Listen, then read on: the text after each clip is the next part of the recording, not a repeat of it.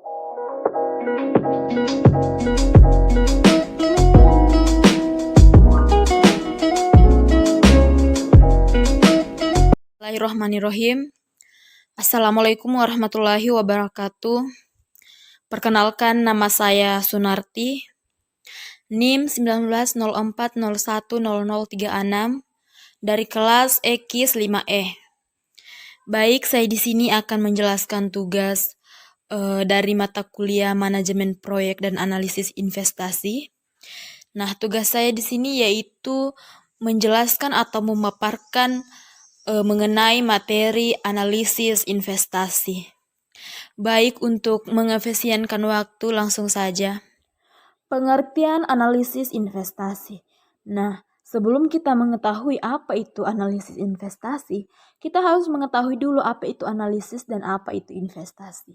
Nah, analisis adalah proses memecah topik atau substansial yang kompleks menjadi bagian-bagian yang lebih kecil untuk mendapatkan pemahaman yang lebih baik. Sedangkan investasi adalah aktivitas menempatkan modal baik berupa uang atau aset berharga lainnya ke dalam suatu benda, lembaga atau suatu pihak dengan harapan pemodal atau investor kelak akan mendapatkan keuntungan setelah kurun waktu tertentu. Nah, setelah kita mengetahui apa itu analisis dan apa itu investasi, selanjutnya yaitu analisis investasi. Nah, analisis investasi adalah istilah luas untuk berbagai metode evaluasi investasi, sektor industri, dan tren ekonomi. Ini dapat mencangkup memetakan pengembalian masa lalu untuk memprediksi kinerja masa depan, memilih jenis investasi yang paling sesuai dengan kebutuhan investor, atau mengevaluasi sekuritas individu seperti saham dan obligasi untuk menentukan risiko, potensi hasil, atau pergerakan harga. Jenis-jenis analisis investasi. Jenis yang pertama yaitu top-down versus bottom-up. Dalam pengambilan keputusan investasi, investor dapat menggunakan pendekatan analisis investasi bottom-up atau pendekatan top-down. Analisis investasi bottom-up memerlukan analisis saham individu untuk mengetahui manfaatnya seperti penilaian, kompetensi manajemen, kekuatan penetapan harga, dan karakteristik unik lainnya.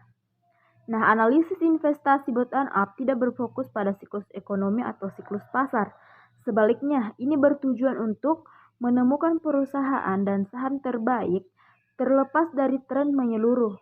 Intinya, investasi bottom-up mengambil pendekatan mikroekonomi untuk berinvestasi daripada pendekatan makroekonomi atau global. Nah, pendekatan global adalah ciri khas dari analisis investasi top-down. Ini dimulai dengan analisis tren ekonomi, pasar, dan industri sebelum memusatkan perhatian pada investasi yang akan mendapatkan keuntungan dari tren tersebut. Nah, dalam pendekatan top-down, investor dapat mengevaluasi berbagai sektor.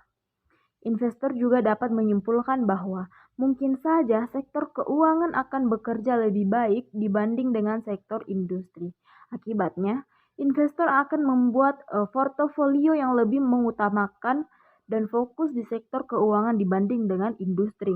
Terakhir, saatnya investor mencari saham terbaik di sektor keuangan. Nah, jenis analisis investasi yang kedua yaitu analisis fundamental. Analisis fundamental menekankan kesehatan keuangan perusahaan serta prospek ekonomi yang lebih luas. Praktisi analisis fundamental mencari saham yang mereka yakini telah salah harga oleh pasar. Artinya, mereka berdagang dengan harga yang lebih rendah daripada yang dijamin oleh nilai intrinsik mereka. Investor fundamental kerap menggabungkan pendekatan bottom-up sehingga mereka dapat mengevaluasi kesehatan keuangan perusahaan, prospek bisnis masa depan, dan melihat potensi dividen untuk menentukan apakah akan menghasilkan investasi yang memuaskan. Nah, selanjutnya jenis analisis investasi yang ketiga yaitu Analisis teknis. Nah, analisis teknis mengevaluasi pola harga saham dan parameter statistik menggunakan grafik, komputer dihitung dan grafik. Tidak seperti analisis fundamental yang mencoba mengevaluasi nilai intrinsik sekuritas. Analisis teknis berfokus pada pola pergerakan harga, sinyal perdagangan, dan berbagai alat dengan analitik lainnya untuk mengevaluasi kekuatan atau kelemahan sekuritas.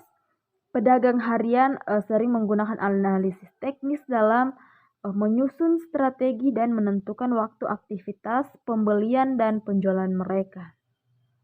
Tujuan analisis investasi.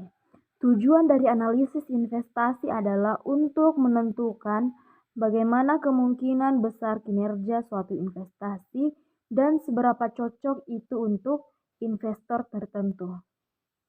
Faktor kunci dalam analisis investasi termasuk harga masuk yang sesuai jangka waktu yang diharapkan untuk mengadakan investasi, dan peran yang akan dimainkan investasi dalam portofolio secara keseluruhan.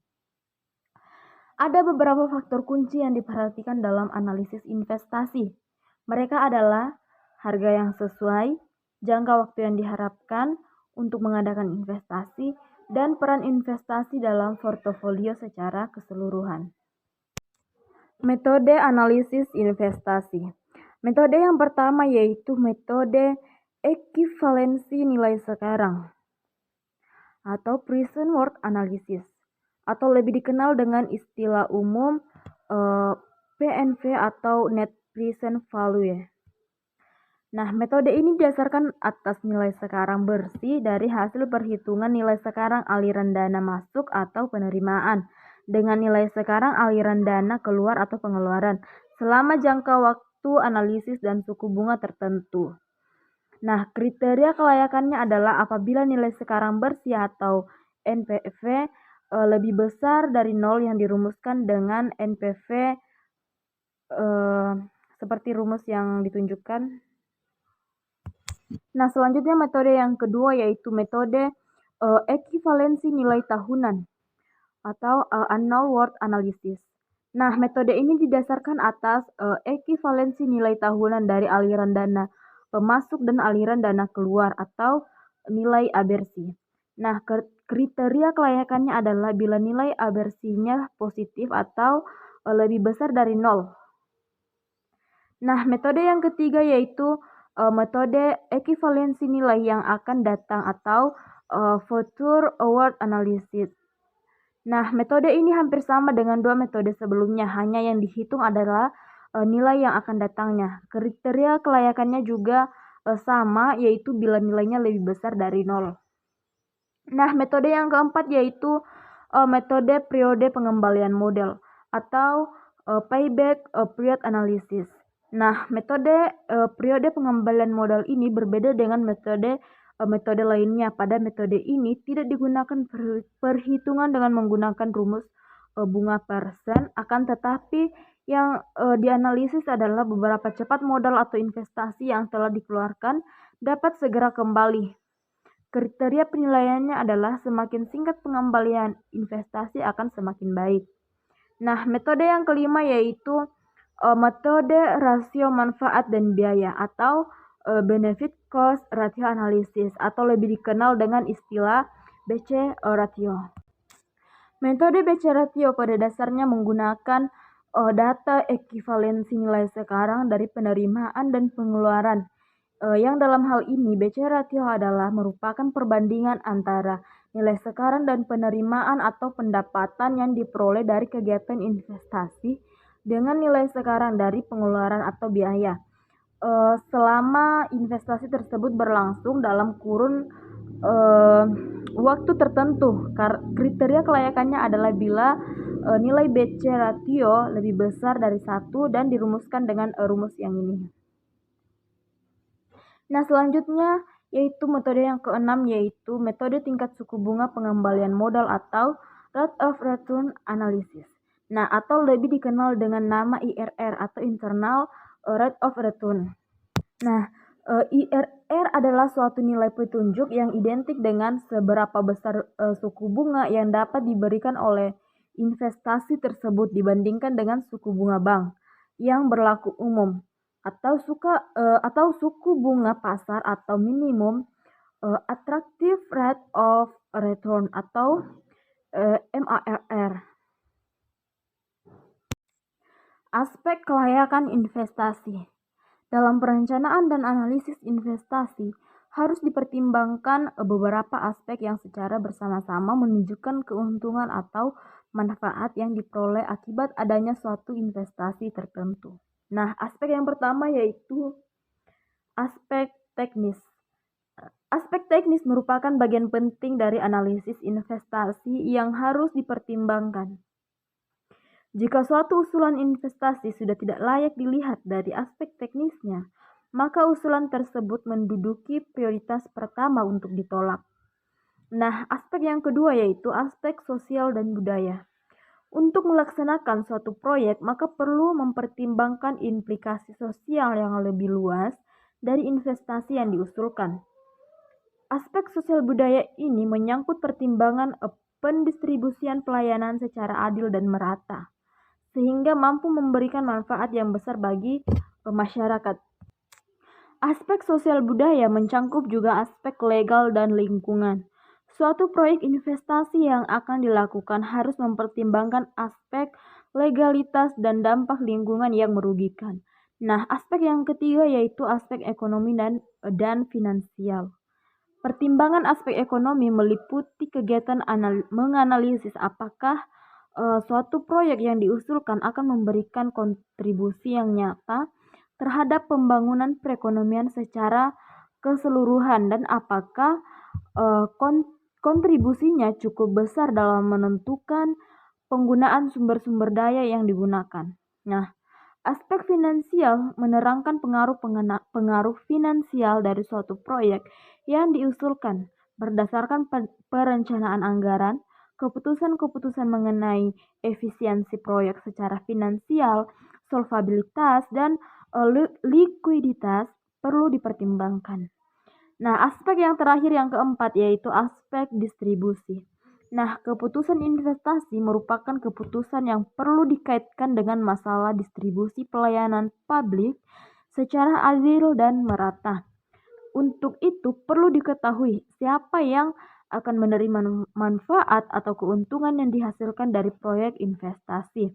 Dari mana mendapatkan modal untuk melaksanakan proyek, apakah dari public revenue atau individu, apakah terdapat pajak penghasilan atau tidak, atau apakah proyek dijalankan oleh public agensi atau oleh individu.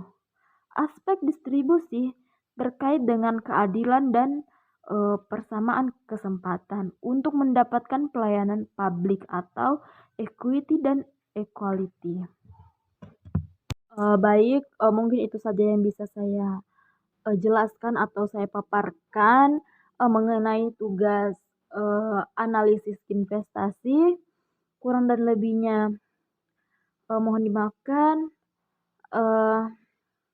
Saya akhiri. Wassalamualaikum warahmatullahi wabarakatuh.